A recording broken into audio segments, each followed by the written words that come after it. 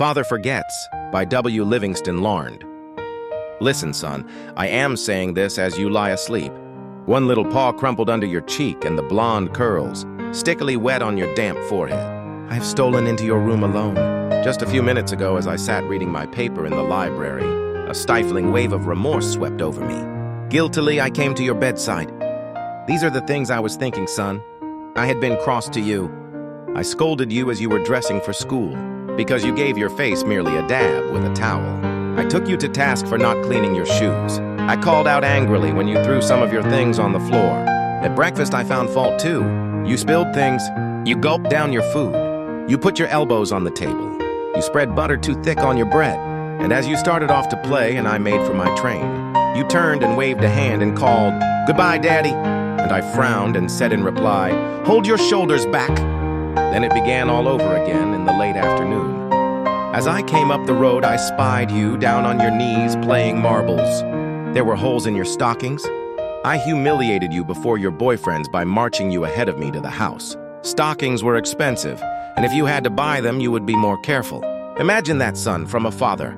Do you remember later when I was reading in the library, how you came in timidly with a sort of hurt look in your eyes? When I glanced up over my paper, impatient at the interruption, you hesitated at the door. "What is it you want?" I snapped.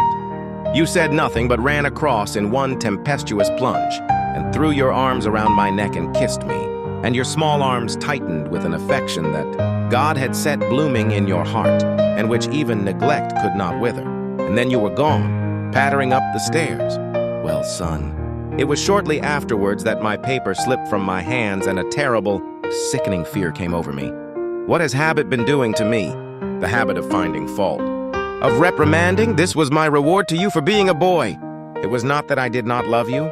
It was that I expected too much of youth. I was measuring you by the yardstick of my own years. And there was so much that was good and fine and true in your character. The little heart of you was as big as the dawn itself over the wide hills.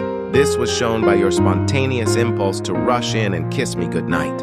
Nothing else matters tonight, son. I have come to your bedside in the darkness, and I have knelt there, ashamed. When impatient words come, I will keep saying as if it were a ritual, "He is nothing but a boy, a little boy."